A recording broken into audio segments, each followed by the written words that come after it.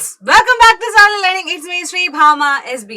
മക്കളെ മിസ് എത്തിയിട്ടുണ്ട് ഇന്ന് അടിപൊളിയായിട്ട് സെറ്റ് ആയിട്ട് നമ്മുടെ USSന്റെ കുറച്ച് സെലക്ടഡ് ആയിട്ടുള്ള ക്വസ്റ്റ്യൻസുകൾ ഡിസ്കസ് ചെയ്യാൻ വേണ്ടിയിട്ട് മിസ് പോവാണ്.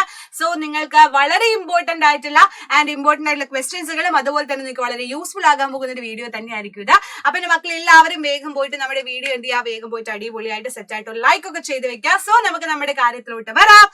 യെസ്, ഫസ്റ്റ് തന്നെ ഞാൻ പറയട്ടെ, നിങ്ങളുടെ USS എക്സാം അല്ലേ. അപ്പൊ എക്സാമിന് ഇനിയും പഠിച്ചു തുടങ്ങിയില്ല എന്ന് ആലോചിച്ച് ടെൻഷൻ അടിച്ചിരിക്കുന്നവരുണ്ടെങ്കിൽ ഡോണ്ട് വറി ഗൈസ്, ടുഡേ ഇല്ല നമ്മുടെ ഒരു കോട്സ് തുടങ്ങാം. The beginning is always today. എല്ലാ ദിവസവും ഇന്നാണ് നമ്മുടെ തുടക്കം അല്ലെ. അപ്പൊ നമ്മൾ നാളത്തേക്ക് മാറ്റി വെക്കാതിരുന്നാൽ മതി. ഇപ്പൊ പലരും നമ്മൾ പറയില്ല, പല കാര്യങ്ങൾ വരുമ്പോൾ നാളത്തെ ചെയ്യാം, നാളെ പഠിക്കാം, നാളെ നോക്കാന്ന് പറഞ്ഞിട്ട് നിങ്ങൾ എക്സാമിനുള്ള സാധനങ്ങളൊന്നും മാറ്റി വെക്കേണ്ട. ഇന്ന് മുതൽ തുടങ്ങിയാൽ മതി. ഇത്രയും ദിവസം ഇനിയും ലേറ്റ് ആയിട്ടില്ല, ഇനിയും എന്റെ മക്കളുടെ മുമ്പിൽ ദിവസങ്ങളുണ്ട്. സോ ഇന്ന് സ്റ്റാർട്ട് ചെയ്താൽ അടിപൊളിയായിട്ട് സെറ്റ് ആയിട്ട് നമുക്ക് എന്ത് ചെയ്യാം, നമ്മുടെ എക്സാമിന് സ്കോർ ചെയ്യാം. സോ ഇന്ന് നല്ലൊരു തുടക്കമായിട്ട് നിങ്ങൾക്ക് മാറട്ടെ. സോ നമ്മുടെ USS എക്സാമിന് വേണ്ടിയിട്ടുള്ള ഇമ്പോർട്ടന്റ് ആയിട്ടുള്ള ക്വസ്റ്റ്യൻസിനോട്ട് മിസ് കടക്കാൻ വേണ്ടിയിട്ട് പോവാണ്. സോ ഫസ്റ്റ് ക്വസ്റ്റ്യൻ എന്താണെന്ന് നമുക്ക് നോക്കാം. ദേ പിടിച്ചോ, ഫസ്റ്റ് ക്വസ്റ്റ്യൻ എന്താടാ? The wave like movement in alimentary canal. അന്നനാളത്തിലെ തരംഗ രൂപത്തിലുള്ള ചലനത്തിലെ നമ്മൾ എന്ത് പേര് പറഞ്ഞിട്ടാ വിളിക്കുക? പെരിസ്റ്റാൾസിസ് ആണോ, ഹൈഡ്രോഫോളിയ ആണോ, ഹൈപ്പർ ടെൻഷൻ ആണോ, ഹീമോഫീലിയ ആണോ എന്നാണ് ക്വസ്റ്റ്യൻ. എന്താ മക്കളെ തരംഗ രൂപത്തിലുള്ള ചലനത്തെ നമ്മൾ വിളിക്കാറുള്ളത്? യെസ്, ഇറ്റ് ഈസ് പെരിസ്റ്റാൾസിസ് ആണെന്ന് പറയാൻ വേണ്ടി പറ്റും അല്ലെ. പെരിസ്റ്റാൾസിസ്. എന്താണ് പെരിസ്റ്റാൾസിസ് മിസ് പറഞ്ഞുതരാം. നമ്മളൊരു ഫുഡ് കഴിക്കുന്ന സമയത്ത് ഇഡ്ലിയോ ദോശ എന്താച്ച കഴിച്ചോ, അതിങ്ങനെ ഇവിടെ കൂടെ ആദ്യം പോകണം അല്ലെ. ഈ ഭാഗത്താണ് നമ്മുടെ അന്നനാളുള്ളത്. അന്നനാളം കഴിഞ്ഞ് നമ്മുടെ ആമാശയം നമ്മുടെ വയറിന്റെ ഭാഗത്തെത്തും. അത് കഴിഞ്ഞിട്ട് ചെറുകുടല്, വൻകുടല് എല്ലാം കഴിഞ്ഞതിന് ശേഷമാണ് മലദ്വാരത്തിലൂടെ പുറത്തോട്ട് പോകുന്നത്. അപ്പൊ ഏത് ഫുഡ് നമ്മൾ കഴിച്ചാലും സ്റ്റാർട്ട് ചെയ്യുന്നത് അതേപോലെ mouth, oesophagus, stomach, small intestine, large intestine, last ആണ് ആനസിലൂടെ പുറത്തു പോവുക എന്ന് പറയുന്ന പ്രോസസ്സ് നടക്കുന്നത് അല്ലെ. അപ്പൊ അങ്ങനെയാണെങ്കിൽ നമുക്ക് എന്താണ് പെരിസ്റ്റാൾസിസ് നോക്കടാ. Food reaches the stomach from the mouth to the oesophagus അല്ലെ. അന്നനാളം, അന്നം പേര് തന്നെയുണ്ട്, ഭക്ഷണം ഒരു നാളത്തിലൂടെ ഒരു ട്യൂബിലൂടെ ഇങ്ങനെ പോവുകയാണ് ചെയ്യുന്നത്. എന്നിട്ട് ആമാശയത്തിൽ എത്തുന്നു അല്ലെ. പസിക്കതേ പറയുന്ന ആമാശയത്തിൽ എത്തുന്നു. ഇതിനെ സഹായിക്കുന്നത് അന്നനാളത്തിലുള്ള തരംഗ രൂപത്തിലുള്ള ചലനാണ്. ഇത് കൂടെ അങ്ങനെ പോണെങ്കിൽ ജിങ്കാല ഹുഡ് ഹുഡ്, ജിങ്കാല ഹുഡ് ഹുഡ് പറഞ്ഞിട്ട് തരംഗ രൂപത്തിൽ ഇങ്ങനെ ഒരു വേവ് ലൈക്ക് സ്ട്രക്ചറിലായിരിക്കണം എന്ത് പോകേണ്ടത്, ഫുഡ് പോകേണ്ടത്. അതിനെയാണ് നമ്മൾ പെരിസ്റ്റാൾസിസ് എന്ന് പറയുന്നത് കേട്ടോ. ഇതിനെയാണ് പെരിസ്റ്റാൾസിസ് എന്ന് പറയാ. ആമാശയ ഭിത്തിയുടെ ചലനം മൂലം ആമാശയത്തിൽ വെച്ചിട്ട് ആഹാരം എന്താവുന്നു? കുഴമ്പ് രൂപത്തില. നമ്മള് കുഴമ്പൊക്കെ തേക്കില്ലേ, നമ്മുടെ കാലും കഴിക്ക് എനർജറ്റിക് ആവാൻ വേണ്ടിയിട്ട് നിങ്ങളുടെ അച്ഛന്മാരും അമ്മമാരൊക്കെ കുഴമ്പ് തേച്ച് കുളിക്കാറുണ്ടായിരിക്കും. അപ്പൊ അതുപോലുള്ളൊരു പേസ്റ്റ് ലൈക്ക് സ്ട്രക്ചർ ആയിട്ട് മാറുകയാണ് നമ്മുടെ ഫുഡ്. കടിച്ച് മുറിച്ചുണ്ടാക്കിയ ഫുഡ് പേസ്റ്റ് ആയിട്ട് മാറാണ് ചെയ്യുന്നത്. So digestive enzyme producers in the stomach digest food chemically two and the food rendered is A paste like structure ആയിട്ട് മാറുന്നു.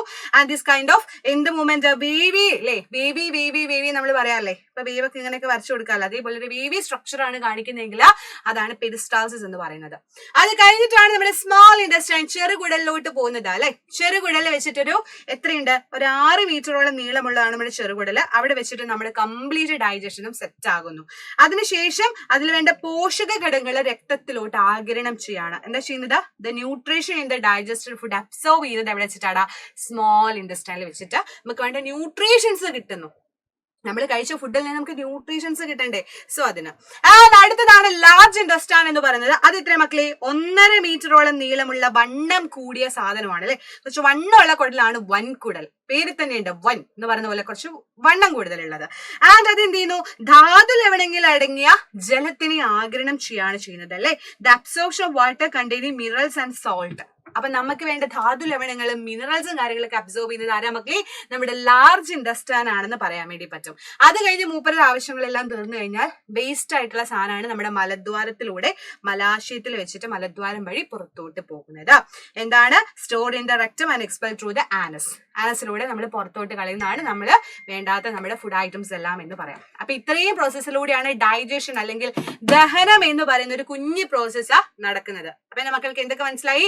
അന്നനാളം വഴി ടൺ ടരട്ടായി എന്ന് പറഞ്ഞ ഷേപ്പിൽ പോകുകയാണെങ്കിൽ അതാണ് നമ്മൾ എന്ത് പറയുന്നത്? പെരിസ്റ്റാൾസിസ് എന്ന് പറയുന്നത് കേട്ടോ. അടുത്തത് Excessive alcoholism badly affect which organ of our body? അമിത മദ്യപാനം മനുഷ്യ ശരീരത്തിലെ ഏത് ഭാഗത്തിനെയാണ് ബാധിക്കുന്നത്? Lungs, brain, heart, liver. ശ്വാസകോശം സ്പോഞ്ച് പോലെയാണ്. ശ്വാസകോശാണോ തലച്ചോറാണോ? ഹൃദയമേ ആൻഡ് കരളി, കരളിന്റെ കരളാണോ? ഗൈസ് ഏതാണ് മക്കളി വരുന്നത്? ആൻസർ ഏതാണ് വരുന്നത്? നമുക്ക് പറയാൻ വേണ്ടി പറ്റും ലിവർ ആണ്, കരളാണ് അല്ലേ. അപ്പൊ കരളി, കരളിന്റെ കരളി അടിച്ചു പോകല്ലേ അല്ലേ. നോക്ക്, the liquor afflicts wound of the soft layer of the stomach. This is called result of ulcer അല്ലെ. അൾസറിന് കാരണമാവും. നമ്മൾ പലപ്പോഴും പറഞ്ഞിട്ടില്ലേ നമ്മുടെ വയറുകളിൽ അൾസർ വരുന്നു എന്ന് പറഞ്ഞു കേട്ടിട്ടുണ്ടായിരിക്കും. അത് എന്തുകൊണ്ടാണ് ചോദിച്ചാൽ മെയിൻ ആയിട്ട് ആൽക്കഹോൾ കണ്ടന്റുകൾ കഴിച്ചിട്ടുള്ള ആളുകൾക്ക് മെയിൻ ആയിട്ട് വരും കേട്ടോ. ആൻഡ് എക്സസീവ് ആൽക്കഹോളിസം കണ്ടോ ലിവർ സിറോസിന് കാരണമാകുന്നു. എന്തിന് കാരണമാകുന്നു? കരൾ വീക്കം. നമ്മൾ പലപ്പോഴും കേട്ടിട്ടുണ്ട് അല്ലേ. അപ്പൊ ഏറ്റവും കൂടുതൽ നമ്മുടെ കരളേന്ന് വിളിക്കാൻ പിന്നെ കരള് കാണത്തില്ല മദ്യപാനത്തിലൂടെ വരുമ്പോ അല്ലെ. And liquor causes cancer in the mouth. കണ്ടോ, ക്യാൻസർ അടക്കം അത്രയും ഭീകരമായിട്ടുള്ള അസുഖങ്ങളാണ് മദ്യപാനത്തിലൂടെ നമുക്ക് സംഭവിക്കാൻ വേണ്ടിയിട്ട് പോകുന്നത്. വൻകുടൽ, വായ്, അന്നനാളം എന്നിവയിടങ്ങളിൽ ക്യാൻസർ ഉണ്ടാകാനും ഇതുപോലെ തന്നെ മദ്യം, ആൽക്കഹോൾ കാരണമാകുന്നുണ്ട് എന്നാണ് പറയുന്നത്. ഓക്കെ അല്ലേ, സെറ്റ് അല്ലേ? അങ്ങനെയാണെങ്കിൽ അടുത്ത ക്വസ്റ്റ്യൻ എന്താണ്? Which day is observed as world health day?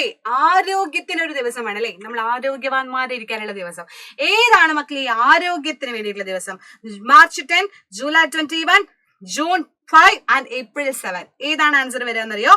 April 7. April 7 birthday ഉള്ളവർ താഴെ കമന്റ് ബോക്സിൽ കമന്റ് ചെയ്യാം കേട്ടോ. നോക്കട്ടെ ആരൊക്കെയാണ് ഹെൽത്തി ആയിട്ടുള്ള ദിവസത്തിൽ ജനിച്ച ആളുകൾ. നമുക്കറിയാലോ പൂർണ്ണ ആരോഗ്യന്മാരായിട്ടുള്ള ആളുകൾ ആരൊക്കെയാണെന്ന് അറിയാലോ. സോ എല്ലാവരും എന്ത് ചെയ്യാ? ഏപ്രിൽ 7 ബർത്ത്ഡേ ഉള്ള മക്കളെ താഴെ കമന്റ് ബോക്സിൽ ജസ്റ്റ് ഒന്ന് കമന്റ് ചെയ്യാം. റെഡി? അപ്പൊ ദാ വേൾഡ് ഹെൽത്ത് ഡേ വരുന്നത് 7th ഏപ്രിൽ ആണെന്ന് ആലോചിച്ച് വെക്കാം കേട്ടോ. അടുത്ത ക്വസ്റ്റ്യൻ എന്താ? In which animal the teeth grows till the end of life? ജീവിതാവസാനം വരെ പല്ല് വരുന്നത് ആർക്കാ മക്കളെ? ആർക്കായിരിക്കും? ഇതില് മാന, നായ, ആന, കുതിര, ഡോഗ്, ഡിയർ, എലഫന്റ്, ഹോഴ്സ്. ഏതില് വരും? നമുക്കറിയാം നമ്മുടെ ആനച്ചേട്ടനൊക്കെ കണ്ടിട്ടില്ലേ? ചിലരുടെ ഒക്കെ അല്ലേ നമ്മുടെ അരിക്കൊമ്പൻ ആൻഡ് കർണൻ, അങ്ങനെ ഇഷ്ടം പോലെ ഉണ്ടല്ലേ. തെച്ചിക്കോട്ട് രാമചന്ദ്രൻ, ഇഷ്ടം പോലെ ആനകളുണ്ടല്ലേ. ഇവരുടെയൊക്കെ കൊമ്പ് ഭയങ്കര സ്പെഷ്യൽ അല്ലേ. നമ്മൾ കൊമ്പിന്റെ ഭംഗി പ്രത്യേകം നോക്കൂ അല്ലെ. ഈ കൊമ്പ് എന്ന് പറയുന്നത് അതിന്റെ പല്ലാണ് ഇങ്ങനെ വളർന്ന് വരുന്നത്. അപ്പൊ ആനയുടെ കൊമ്പ് അതാണ് നമ്മുടെ ആനക്കൊമ്പാണ് നമ്മുടെ പല്ല് വളർന്നുകൊണ്ടേയിരിക്കുന്ന പല്ലെന്ന് പറയുന്നത്. സോ ആനയാണ്, എലഫന്റ് ആണ് കറക്റ്റ് ആയിട്ടുള്ള ആൻസർ. റെഡി? അടുത്തത് the treatment dialysis is refuse to which organ? Dialysis നൽകുന്നത് ഏത് അവയവത്തിന് തകരാർ സംഭവിക്കുമ്പോഴാണ്? Lungs, liver, kidney, heart. നമ്മൾ പലപ്പോഴും കേൾക്കുന്നതാണ്, പലർക്കും ഇപ്പൊ ഒരുപാട് ഇഷ്യൂസസ് വരുന്നതുമാണ്. കിഡ്നിക്കാണ് ഈ പ്രശ്നം അല്ലെ, വൃക്കയ്ക്കാണ് ഈ പ്രശ്നം വരുന്നത്. അപ്പൊ മക്കളെ ഈ വൃക്ക അല്ലെങ്കിൽ കിഡ്നി എന്ന് പറയുമ്പോൾ നമുക്കറിയാം നമ്മൾ അരിച്ചെടുക്കാൻ വേണ്ടിയിട്ട് നമ്മുടെ ബോഡിയിലെ വേണ്ടാത്ത സാധനങ്ങളൊക്കെ ബ്ലഡിൽ നിന്ന് അരിച്ചെടുക്കാൻ വേണ്ടിയിട്ടാണ് നമ്മുടെ കിഡ്നി ഉള്ളത് അല്ലെ, വൃക്കയുള്ളത്. അപ്പൊ നമ്മുടെ ഒരുപാട് പ്രശ്നങ്ങൾ, നമ്മുടെ ഫുഡിന്റെ എല്ലാ പ്രശ്നങ്ങളും ഉണ്ട്. അതിന് പലപ്പോഴും തകരാറ് സംഭവിക്കാറുണ്ട്. ലിവറുടെ പലർക്കും ലിവറിൽ പ്രശ്നം വന്നിട്ട് അത് മാറ്റി വെക്കാറുണ്ട് അല്ലെ, ട്രാൻസ്പ്ലാന്റ് ചെയ്യാറുണ്ട്. ചിലർ എന്ത് ചെയ്യും? വൃക്ക ദാനം ചെയ്യുന്നൊക്കെ നിങ്ങൾ കേട്ടിട്ടുണ്ടാവും, ഡൊണേറ്റ് ചെയ്യുന്നൊക്കെ കേട്ടിട്ടുണ്ടാവും. അപ്പൊ അങ്ങനെ അല്ലാത്തവർക്ക്, വൃക്ക തകരാറായിട്ടുള്ള ആളുകൾക്ക് അവർക്ക് അവരുടെ രക്തം ശുദ്ധീകരിക്കണ്ടേ? കാരണം ആ പ്രോസസ്സ് നടക്കണല്ലോ. ബോഡിയിൽ വേണ്ടാത്ത സാധനങ്ങൾ ഫിൽറ്റർ ചെയ്ത് അരിച്ച് മാറ്റിയില്ലെങ്കിൽ നമുക്ക് പിന്നെ എന്ത് ചെയ്യാൻ പറ്റും? അപ്പൊ അതിന് വേണ്ടിയിട്ടാണ് ഡയാലിസിസ് എന്ന് ചെയ്യുന്നത്. നമ്മൾ ഫുൾ എക്യുപ്മെന്റ്സും കാര്യങ്ങളും വെച്ചിട്ട് ബ്ലഡ് ഇങ്ങനെ മാറ്റിക്കൊണ്ടിരിക്കുകയാണ് ചെയ്യുന്നത്. ഭയങ്കര എക്സ്പെൻസീവ് ആണ്. അതുപോലെ എപ്പോഴും ചെയ്യാൻ വന്നാലും ബുദ്ധിമുട്ടുള്ള കാര്യമാണ്. ചിലപ്പോൾ നിങ്ങളുടെ ഗ്രാൻഡ് മാ അങ്ങനെയുള്ളവർക്കൊക്കെ ഇതുപോലെയുള്ളത് അനുഭവം ചിലപ്പോൾ വന്നിട്ടുണ്ടായിരിക്കും അല്ലെ. ആർക്കും വരാതിരിക്കട്ടെ. സോ ഡയാലിസിസ് ആണ് ഇതിനുള്ള ആൻസർ വരുന്നത്. അങ്ങനെയാണെങ്കിൽ നമുക്ക് നമ്മുടെ ലാസ്റ്റ് ക്വസ്റ്റ്യനിലോട്ട് പോവാം. Which vitamin is essential for I health? കണ്ണിന്റെ ആരോഗ്യത്തിന് പ്രധാനമായും വേണ്ട വിറ്റാമിൻ ഏതെന്നാണ് ക്വസ്റ്റ്യൻ. ABCD. ഏതാ മക്കളെ വരാ? കണ്ണിന് കണ്ട് രണ്ട് കണ്ണ്, ആ കണ്ണിന് എന്ത് വേണം? വൈറ്റമിനേ ആണേ, അത് വൈറ്റമിനേ ആണേ. പഠിച്ചു വെച്ചോ. അപ്പൊ കണ്ണിന്റെ ആരോഗ്യത്തിന് ഏറ്റവും കൂടുതൽ വേണ്ടാണ് വൈറ്റമിൻ A അല്ലെങ്കിൽ വിറ്റാമിൻ A എന്ന് പറയുന്നത് അല്ലെ.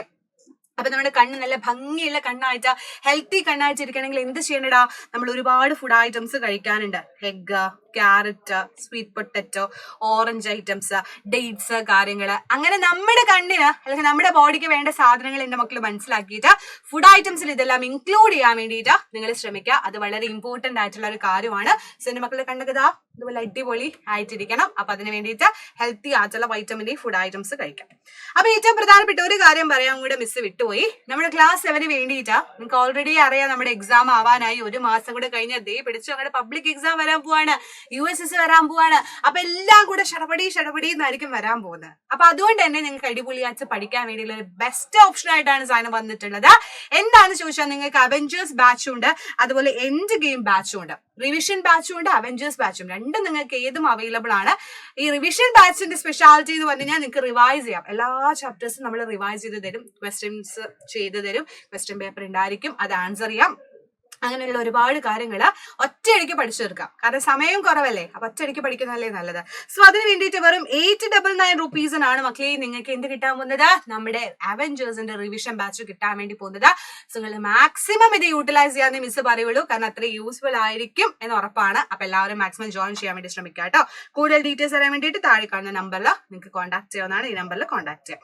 അപ്പൊ ഇത്രയൊക്കെയാണ് ഇന്ന് മിസ്സിന് ഡിസ്കസ് ചെയ്യാനുള്ളത്. ബാക്കി കാര്യങ്ങൾ വരുന്ന വീഡിയോസ് നമുക്ക് ഡിസ്കസ് ചെയ്യാം. സോ USS എഴുതുന്ന എല്ലാ മക്കളും അടിച്ചു പൊളിക്കുക, തിമിർക്കുക. അപ്പൊ ബാക്കി ക്ലാസ്സുകൾ നെക്സ്റ്റ് ക്ലാസ്സുകളിൽ ഡിസ്കസ് ചെയ്യാം. സോ അതുവരേക്കും ബൈ ബൈ, സീ മക്കളെ, ബൈ ബൈ.